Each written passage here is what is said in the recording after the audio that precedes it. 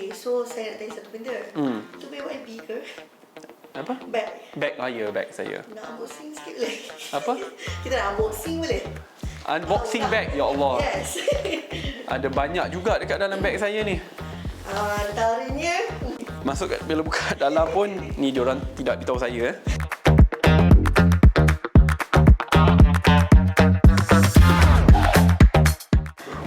Assalamualaikum. Ada orang tak? Okey, sihat Alhamdulillah. Oh, ramai datang kan? Itulah, boleh. Alamak, lagi dah habis. Tak apalah, tapi kita nak masuk juga, boleh tak? Jom, boleh. Okey, jom. Saya rasa banyak telah didedahkan kot pun. Saya ni memang family man. So selalu bersama dengan keluarga. Tak kira keluarga di sini, ibu, ayah, abang, adik ataupun keluarga saya di rumah, iaitu anak-anak kucing saya, ada 2. So sambil bekerja berkhidmat di kalangan masyarakat, saya tidak lupakanlah masa dengan keluarga. Oh, sejujurnya saya tidak sangkakanlah saya akan menyertai landscape politik, kerana dari kecil tu banyak cita-cita yang berlainan.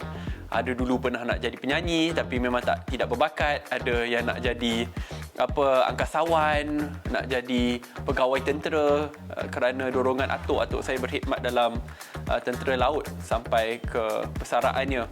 So ada banyak, tapi sejujurnya yang paling dekat dengan hati saya adalah untuk menjadi seorang pendidik, kerana saya dibesarkan oleh keluarga yang dipenuhi dengan cikgu dan pensyarah. Sebab itu sebelum saya berkecimpung dalam dunia politik, saya merupakan pegawai penyelidik dan juga pensyarah sambilan. Sebab itu jiwa pendidik itu dekat dengan hati saya.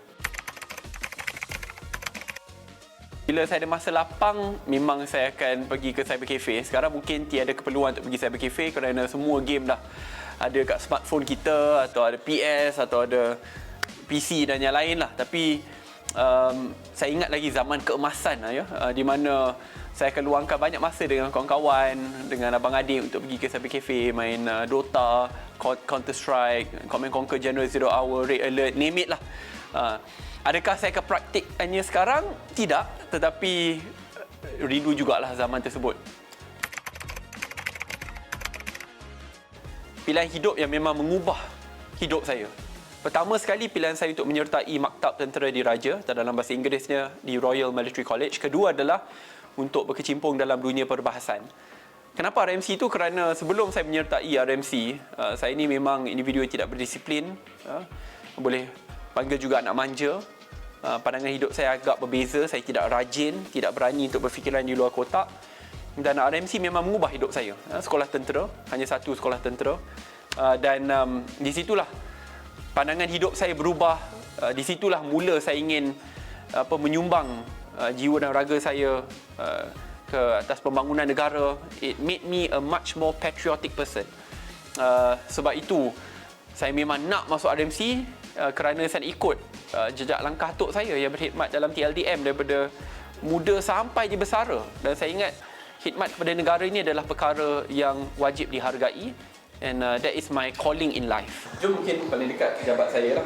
okey, jom.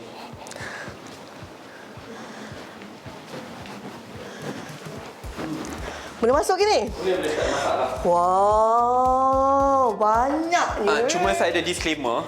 Saya dah memang beritahu mak saya kalau boleh saya nak buang semua ni. Tapi itulah, bila ibu jadi ibu, dia nak menghiasi rumah dengan piala yang lepas. Faham tu, semua tu memang YB punya lah, atas tu. Ya betul. Ni dengan ada lagi dekat atas. Tapi itulah, malulah juga kan. Sebabnya saya nak bersihkan, tapi bila kata-kata ibu, kita ikut je lah. So antara yang banyak kat belakang tu, yang mana paling YB suka? Dia ada beberapa. Ini satu yang agak berharga. Semasa Hari Belia Negara, setiap setahun Perdana Menteri dengan Menteri Belia Sukan akan menobatkan seorang untuk mendapat anugerah Perdana Belia Negara, which is the National Youth Award. Masa tu Datuk Seri Najib merupakan Perdana Menteri, dan Yang Berhormat Menteri Kari Jamaluddin merupakan Menteri Belia Sukan. Dan di situ saya dapat. Dia datang sekali dengan hadiah RM10,000. Saya ingat kerana itu adalah peristiwa yang bermakna, kerana 6 bulan selepas itu haluan politik saya berubah.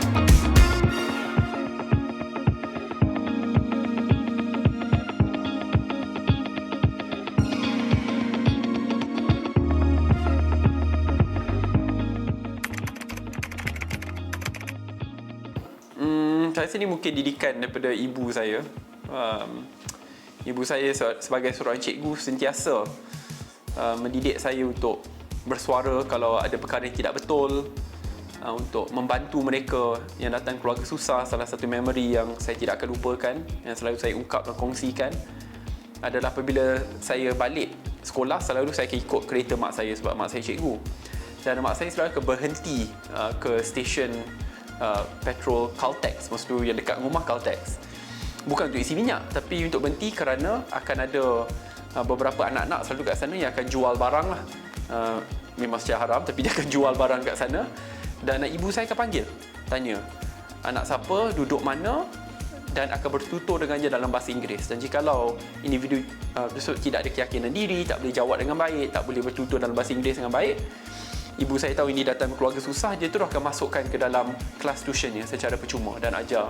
Sampailah dia jadi insan yang lebih baik. Dan sedikit sebanyak memori itu membentuk jati diri saya pada hari ini. My mum took great interest in serving. Dia lihat perkara itu bukan sebagai perkara yang kecil, tapi salah satu perkara yang dilihat sebagai tanggungjawab bersama. Dan itu memang datang daripada ibu lah. The culture of serving and being proud to serve.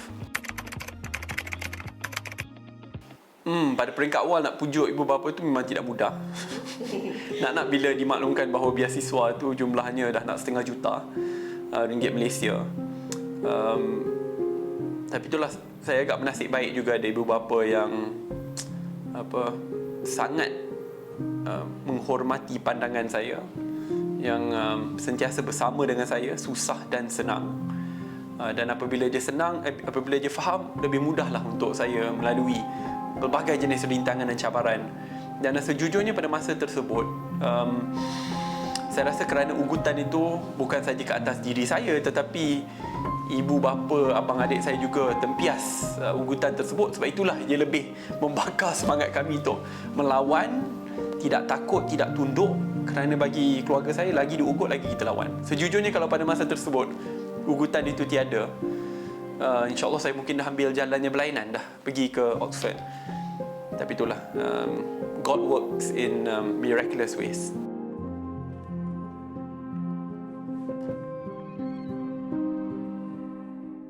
Itu BYB ke? Apa? Bag. Bag, ya, bag saya. Nak unboxing sikit boleh? Apa? Kita nak unboxing boleh? Unboxing bag, ya Allah. Yes. Ada banyak juga dekat dalam bag saya ni. Antaranya Okey, slide tu memang boleh. Slide tu saya memang akan bawa saya punya tablet. Okey, sejujurnya beg saya ni saya dah pakainya agak lama, beg tahan lama, padahal beg tak ada beg mahal pun. Saya suka bawa beg yang berat. Kalau campur ni dia dalam 6 to 7 kilogram. Mengapa? Kerana ini adalah jalan supaya saya dapat bersenam setiap hari, setiap masa. Sebab tu kalau lihat saya di parlimen, kadang-kadang orang ketawa kan. Bila lihat saya di parlimen, saya akan bawa beg, saya akan buat macam dumbbell. Kerana, yalah, dia kena cari jalan untuk integrasikan masa nak bersenam. Masuk bila buka dalam pun, ni diorang tidak beritahu saya. Ni pun ada saya punya press. wow. Tak, sebab nak kurangkan stres juga. Bukan stres ball, tapi pada masa yang sama boleh bersenam. Itu adalah, saya memang mana-mana saya pergi, saya kena bawa buku nota saya. Yang semua saya akan catatkan. Kerana, yalah, kita bukannya boleh hafal semua perkara. Tu ada notes. Tadi pun saya bawa pergi program. Ada program, tapi kat belakang ni ada nota-nota. Banyak kat sini, malu pula. Tisu mesti ada. Lepas tu, yalah, sebab kadang-kadang tak dapat balik ni agak memalukan. So, yalah, mana bagi, ni ada. Ni pun ada. Allah Akbar. Okeylah, tak apalah. Dia banyak lah ada. Dia kita kena keluar semua kan? tapi dia all in one, supaya kalau tak dapat balik rumah, tak dapat mandi, tak apa, semua saya dapat simpan lah. Ni belum lagi depan belakang lagi ni. Tapi it's all in one, supaya saya dapat bersenam, dapat pergi ke mana-mana. Kalau tak dapat balik rumah sampai lewat malam pun, I can still survive.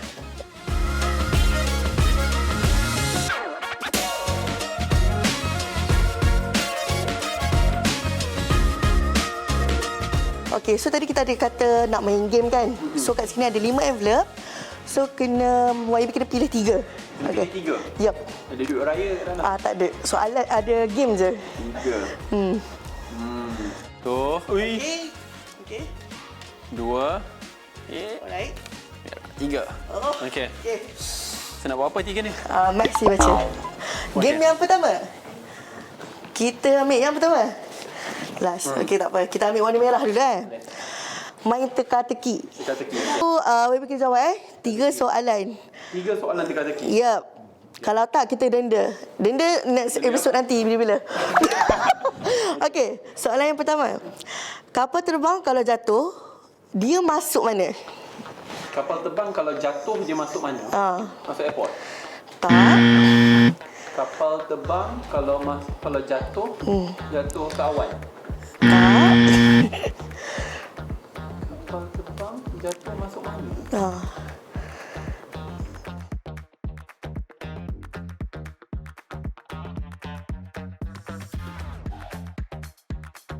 Teka-teki. Soalan.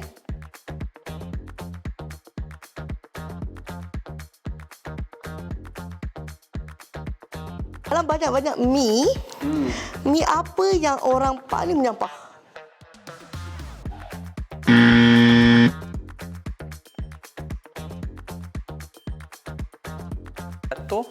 Jatuh ke awan. Tak. Miau. Kai. Jatuh mi. Saya tak tahulah mi apa ni. Airport lah. Nak masuk mana lagi? Dah dekat dah tu. Aduh, Minah pula keluar. Okey. Tak apa, dekat lah. Tu 50% lah tu. Okey. Kenapa orang yang pandai selalu hot? Yang menyampah. Orang yang pandai selalu hot. Menyampah. Okey. Kita ada 2 lagi chance. Jangan tiga-tiga salah. Lawak hamba ni sebalik. Ah. Teka-teki ni. Pandai. Yang pandai lah. Jawapan dia pandai lah agak. Okay, tak apalah. Saya kibarkan bendera putih lah. Okey, sebab dia orang ada TV. Oh my god, risau saya. Ya Allah. Okey, dah habis. Boleh. Macam susah ni. Okey. Kecil lah ni. Dia kecil, susah nak tangkap. Okey. Okey, tu 2 pula kan? Alright. Weh, ni macam dia sama-sama susah ni. Biar ambil sana tu. Oh, pandai. Nasib baik.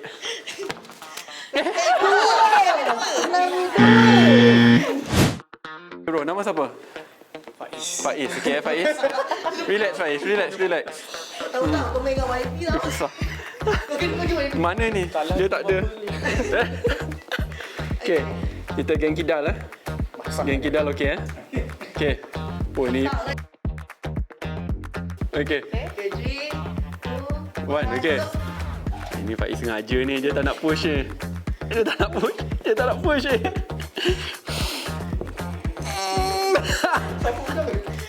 Tangan ke tepi.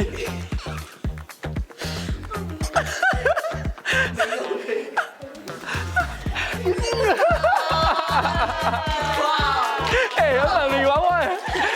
Nama saya Sharifah Mahani binti Syed Abdul Aziz dan saya merupakan ibu kepada Syed Saddiq. Saya Syed Abdul Rahman bin Abdullah As-Sagaf dan ayah kepada Syed Saddiq. Orang yang bila dia bertekad dia nak lakukan sesuatu, dia akan lakukan secara bersungguh-sungguh. Walaupun kalau kita kata tak elok benda tu begini-begini secara diplomasi, tapi dia akan beritahu kita pula secara faksnya, Saddiq nak buat begini atas sebab begini-begini. Jadi sampai kita buka minda kita dan kita boleh terima. Dan Saddiq adalah seorang yang bukannya orang kata temperamental apa, tidak. Dan sampaikan ada di antara kawan-kawannya, tahu Umi Saddiq ni terlalu baik lah Umi. Saya kata dia jangan salahkan Saddiq, salahkan mak ayah dia. Kerana Umi dengan Abuya memang didik seperti itu. Walau jahat macam mana, jangan benci pada orang tu, tapi berwaspada. Jadi memang, dan Saddiq seorang yang orang kata bila dia lakukan sesuatu, dia lakukan secara bersungguh-sungguh tanpa mengenal erti putus asa. Dan pada saya dengan ringkasnya sebagai ayah, saya lihat daripada kecilnya karakternya dia memang tidak mudah mengalah. Dan itu jati diri dia sungguh kuat. Kita bilang determination very strong. So apa yang dia nak capai, dia akan bersungguh-sungguh macam mana susah payah dapatkan. Kita fikiran yang baik lah. Memang kita secara umum lah, mana ayah dan mak akan terima segala hujah-hujah yang negatif pada anak-anak kesayangannya. Ini secara general lah. Betul. Tapi saya ambil prinsip berlainan. Okey, kerana kita berdua dah terima dia untuk menyebur bidang politik yang pancarobanya, masya-Allah, kita faham dan kita kena terima seadanya, reda. Dan saya anggap ini satu ketahanan buat diri dia, jati diri dia kuat. Tapi kalau niatnya baik, kejujurannya ikhlas, betul-betul niat untuk berkhidmat untuk secara umum, untuk rakyat lah. Tak kira lah, untuk rakyat. Dengan sendirinya, Allah akan membantu. Kejujuran itu penting. Itu yang saya sebutkan, saya tekankan. Tak benar kalau kata ibu tak terasa kalau anaknya orang gunakan perkataan yang keji, yang hasad dan seterusnya. Tapi bila fikirkan sebaliknya, macam saya sebagai seorang guru, saya tak pernah 38 tahun tak pernah gunakan perkataan-perkataan yang kesat, pukul anak murid jauh sekali, tapi beri kasih sayang sepenuhnya, mengajar secara tegak. Tapi bila orang gunakan pula pada anak, mula-mula tak boleh terima. Menangis juga kadang-kadang, terasa. Tetapi bila tengok keadaan dia, pernah sekali cakap dia, Sadiq ni macam tak ada perasaan. Orang gunakan perkataan kesat apa, Sadiq selamba je muka. Jadi lepas tu bila tengok keadaan dia yang sabar, kenapa pula sebagai ibu saya tak boleh. Jadi terima apa yang berlaku kerana tengok seperti Nabi Muhammad SAW bila dia menyebarkan agama Islam. Tak semua orang beri dia pujian, beri dia kata-kata manis, tidak, penuh dengan dugaan apa, tapi dia tempuhi. Jadi ikut itulah, dan Sadiq selalu gunakan itu sebagai contoh. Sebagai ayah, sebab saya bertugas, saya bekerja, dan masa saya itu, dan seperti YB sebut tadi kan, saya keluar awal sebelum subuh dan balik pun dah lewat. Jadi maknanya masa tu maknanya pada ibu lah, itu dia yang tahu mengenai apa up and down dia. Cuma ujung minggu saya akan merumuskan, itu dia, apa dia tak betul, itu dia. Dia ada beberapa kenakalan dia yang terserlah, tapi salah satu yang belum saya beritahu, iaitu ada satu ketika dia sekolah agama. Sekolah agama tak jauh, hanya turun bawah, lintas jalan, turun bukit dah sampai sekolah agama. Tapi sebab kenakalan dia orang ni, naikkan juga bas sekolah atau van sekolah. Jadi satu ketika kita berdua dapat jemputan pergi ke Singapura, majlis kahwin masa sebelum COVID malah. Pergi majlis kahwin. Masa kat majlis kahwin tu jiran telefon. Cikgu balik cepat. Cikgu, kenapa cakap dengan dia? Ni Sadiq dengan saya dekat klinik. Kenapa dekat klinik? Lupanya bila dia balik sekolah dia tak naik van. Dia terus jalan kaki, dia singgah satu tempat, dia tengok kat pokok tu ada sarang lebah. Sarang lebah. Terus dia baling batu. Jadi lebah tu terus attack dia lah. Terus bengkak badan dia semua sekali tu, jiran bawa dia pergi hospital. Dia orang balik dari sekolah agama juga. Kali bila balik sekolah agama, dia terus naik atas. Kenapalah dia orang ni baik pula tu naik atas. Selalu dia berumpal dia apa dulu. Kali jiran belakang datang. Jiran belakang lap berapa rumah Cina. Dia panggil cikgu daripada gate belakang dalam keadaan marah. Tanya, kenapa? Apa buat? Cikgu, tengok ini anak cikgu sudah baling batu dekat anjing saya. Kenapa baling batu? Panggil dia orang turun. Sadiq, kenapa baling batu? Mak, adalah haram bela anjing. Ya Allah, saya cakap dengan dia yang paling batu dekat anjing apa ke? Hei, cakap dengan dia. Itu salah satu daripada kenakalan dia. Harapan sebagai seorang ibu, semoga Sadiq akan terus berkecimpung dalam bidang politik kerana itu adalah cita-cita beliau, dan semoga Allah Ta'ala memberkati perbuatan apa yang dilakukan oleh beliau, kerana apa yang hajat daripada mamanya dan abuyanya supaya Sadiq melaksanakan perkara yang baik dari segi dunia dan akhirat, dan semoga beliau dapat membantu seberapa ramai hamba Allah yang lain, kerana hidup ni hanya seketika dan tidak berkekalan selama-lamanya. Bila kita tiada, biar orang kenang segala kebaikan kita. Itu nasihat Umi kepada beliau, dan itu harapan Umi dan Abuya juga pada beliau. Politik ni memang pancarobannya berbagai je dah. Dan pada saya tak semestinya dia mesti berkecimpung politik sampai bila pun. Pada satu ketika pun dia akan ada pemikiran dia yang lain, dan pada saya nasihatkan apa yang saya ingat benda tu baik sebaik-baiknya, dan ikut jalan yang mana yang dan sebaik-baiknya, dan jangan tilu kiri kanan. Memanglah